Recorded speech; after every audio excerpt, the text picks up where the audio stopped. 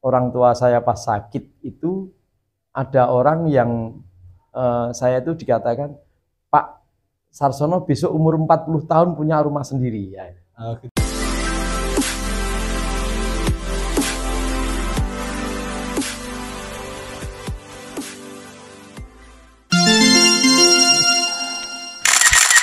Halo, kembali bersama Edi Selalu di Hati. Hari ini kita akan bincang-bincang dengan sahabat saya, selain ASN, beliau adalah pengusaha sukses. Dan sesuai dengan tema kali ini adalah bagaimana usaha biar bisa bejo, beruntung maksudnya. Jadi karena banyak seperti saya ini juga sering berusaha melakukan bisnis usaha tetapi rugi terus kayak gitulah. Ini dengan Pak Sarsono ini kita akan berbagi tips bagaimana berusaha supaya tidak merugi. Selamat siang Pak Sarsono. Selamat siang Mas Edi. Selalu di hati. Selalu di hati. Kabarnya sehat nih Pak Sarsono? Sehat. Alhamdulillah. Gini Pak Sarsono, saya itu penasaran Pak, kan namanya jenengan, namanya usaha itu kan kalau tidak untung ya rugi. Nah, terus tetapi saya pantau Pak Sarsono ini kan dari teman-teman, tidak dari Pak Sarsono sendiri, dari informasi dari teman ini Pak Sarsono memiliki banyak usaha.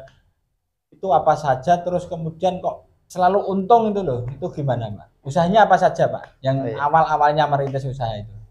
Yang pertama saya itu gini, di Godong pada saat itu saya memang dulu saya pernah orang tua saya pas sakit itu ada orang yang saya itu dikatakan, Pak Sarsono besok umur 40 tahun punya rumah sendiri ya. Gitu ya. Loh, umur 40 tahun rumah sendiri, saya umurnya Waktu baru itu umur 26. 26 Berarti belum punya rumah sendiri. Belum punya, masih mau 5. Oh, mau 5 itu apa? Mantep melu morotua. Oh. Oke. Nah, setelah itu, tapi jenengan berarti udah suwe men umur petang gitu ya.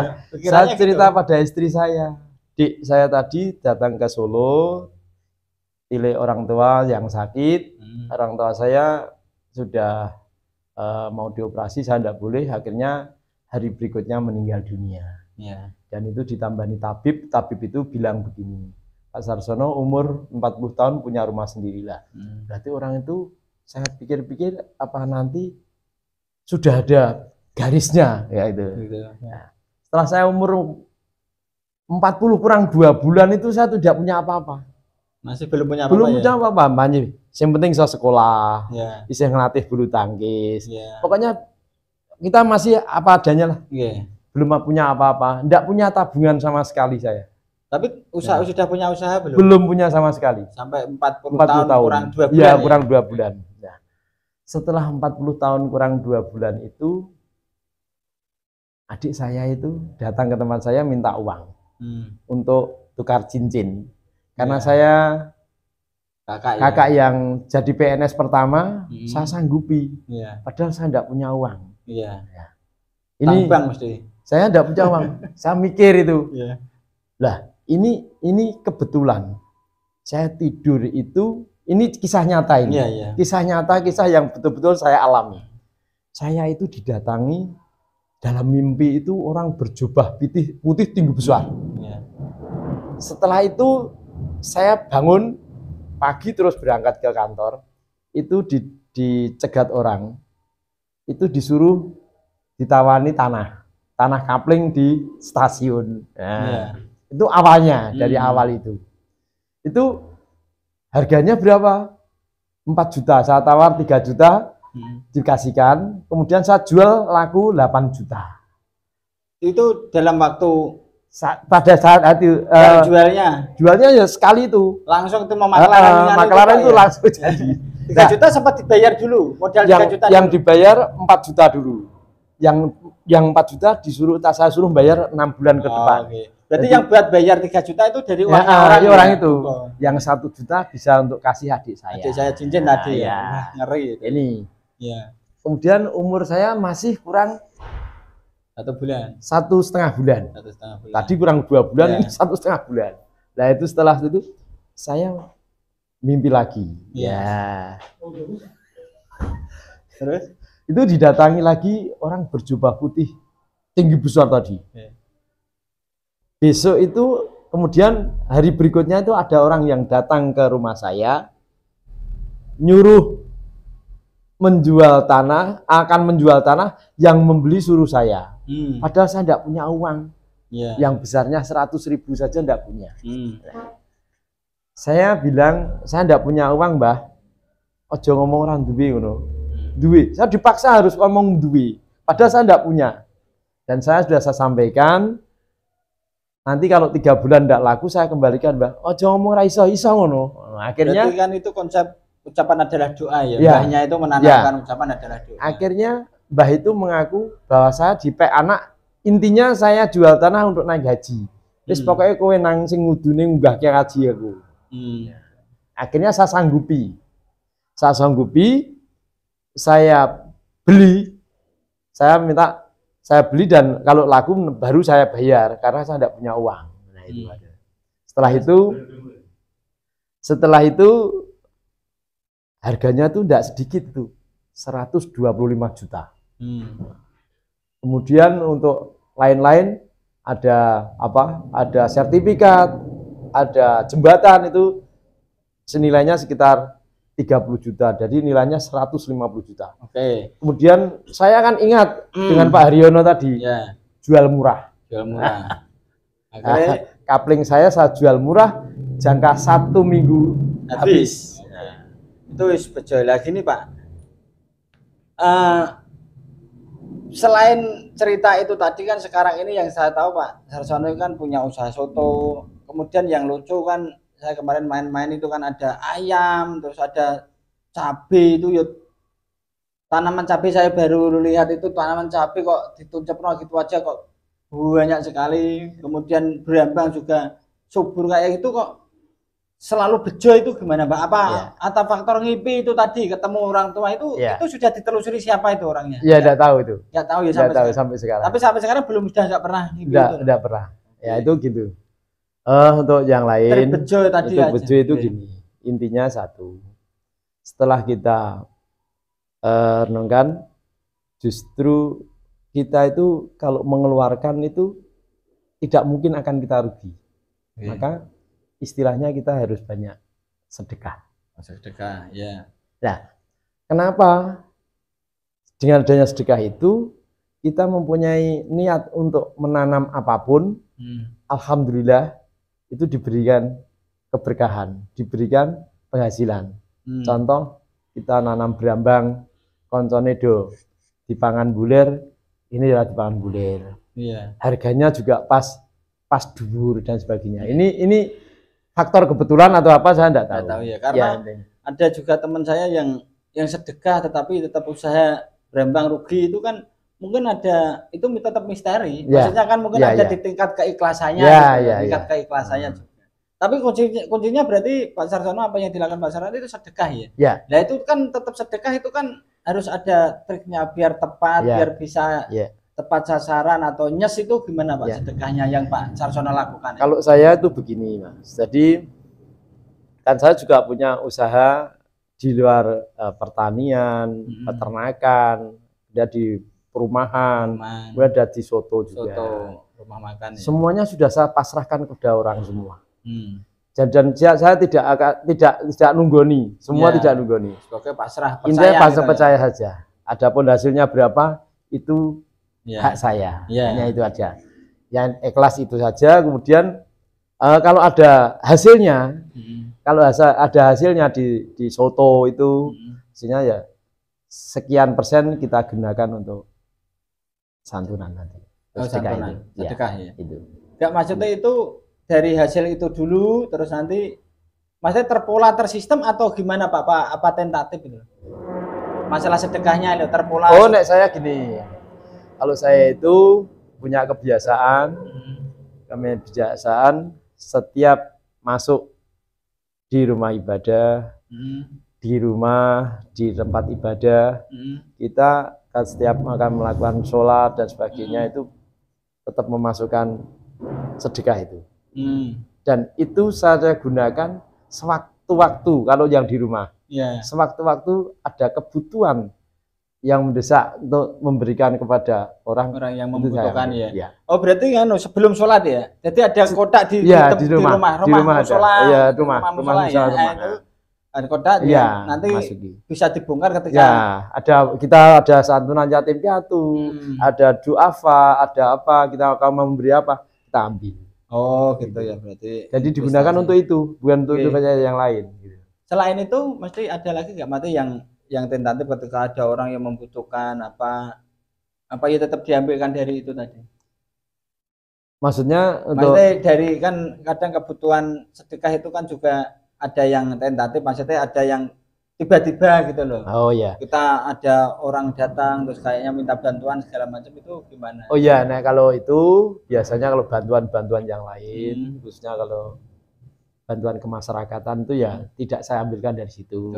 Mungkin kita punya ya langsung kita kasih. Ya intinya kalau mau ngasih ya enggak usah dihitung-hitung. Ya. Kalau udah usah dibaca, pokoknya kita kasih ya kasih udah gitu. Prinsipnya gitu. Terus kemudian Pak,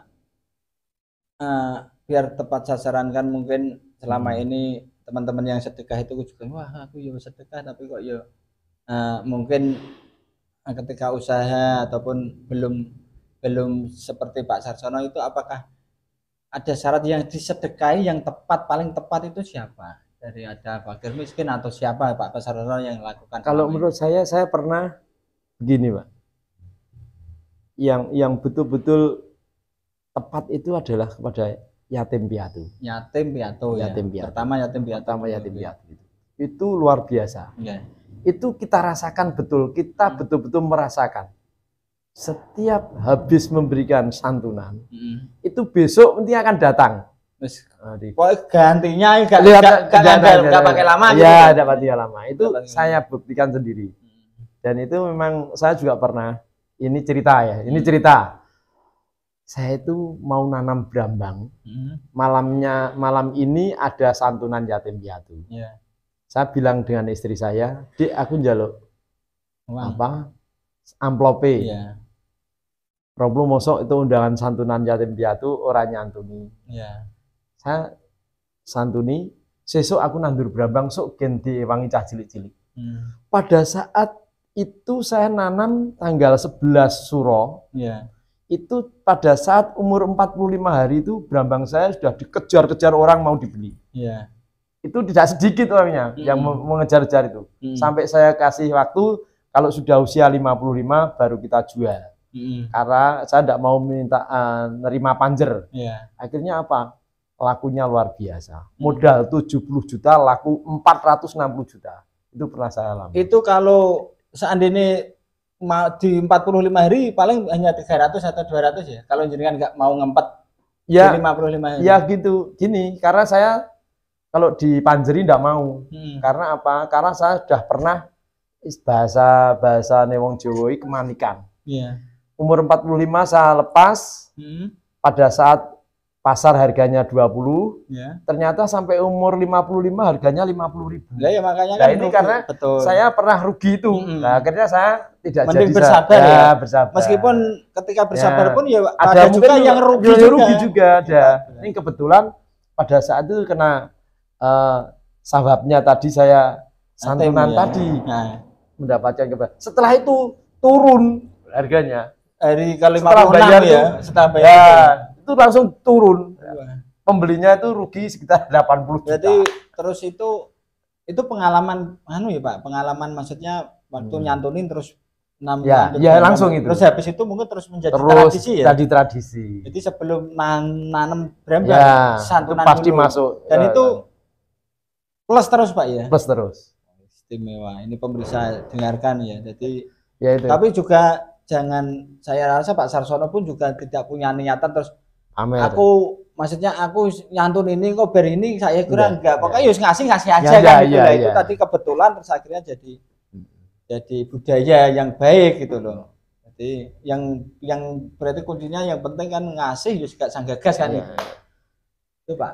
Terus mungkin itu dulu Pak. Saya banyak sekali usaha jenengan terus di perumahan, terus di ayam dan itu semua saya tahu sendiri bahwa itu semua surplus tidak pernah merugi alias saya bilang ya bejonan gitu ya selalu bejo tok ini Pak Sarsono. Makanya Bejo Sarsono namanya. Gitu.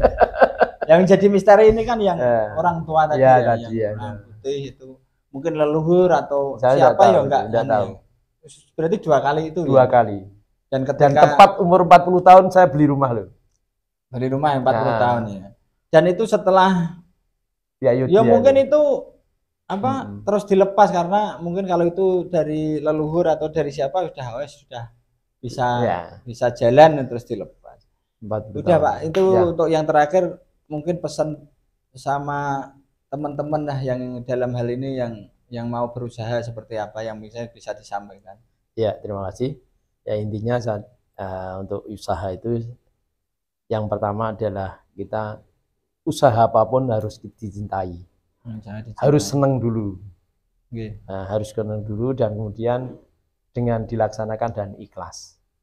Saya yakin kalau semua dilaksanakan dengan cinta, dengan senang, usaha itu akan bisa berjalan dengan baik. Itu kuncinya hanya itu. Terus kemudian kalau bicara senang terus Pak Sarsono kan juga semua usaha tidak ada yang dipegang sudah dilepas itu gimana itu? Itu juga ya kita percaya saja pada orang lain. Yang saat ini itu dibawa uangnya dibawa ya berarti bukan milik kita bukan milik kita. Itu juga penting karena yang datang ke kita ya itu yang hak kita. saya. Kalau ya bukan hak kita. Ya itu Pak Sarsono, terima kasih ngobrol-ngobrolnya, semoga bisa memberikan manfaat utamanya buat saya. Sama pesan juga Pak dalam mungkin untuk teman-teman guru olahraga yang mau membangun usaha itu pasnya seperti apa, ada pesan yang terutama untuk guru karena kan juga setelah melaksanakan tanggung jawab sebagai guru kan kita masyarakat biasa, itu pasnya usahanya apa? Ya terima kasih. Kalau kita itu sebetulnya guru itu banyak usahanya, sebetulnya banyak karena tergantung kita itu melihat situasi. Contohnya seperti saat ini, dunia pendidikan itu juga sebetulnya sangat membutuhkan untuk dibuatkan untuk bisnis juga. Karena apa? Guru saat ini mungkin orang tua itu banyak yang mencari guru-guru privat dan sebagainya. Ini membuka guru privat, kemudian punya keahlian apa, itu dibuatkan buat sanggar. Ada yang mungkin guru itu aja yang punya keahlian lukis dan sebagainya, buat sanggar dan sebagainya. Sebetulnya banyak, hanya saja saat ini memang budayanya tidak seperti dulu. Saya yakin kalau itu dibudayakan, saya yakin bisa meningkat dan guru itu banyak kesempatan untuk berusaha. Yang intinya harus dilaksanakan dengan senang hati dulu. Senang dulu. Nah, kalau tidak senang jangan harapkan. Jangan harapkan. Pokoknya usaha harus senang, ikhlas, apapun harus senang dulu. Itu Pak Sarsono ya. Terima kasih pemirsa. Terima kasih. Wassalamualaikum warahmatullahi wabarakatuh. Waalaikumsalam.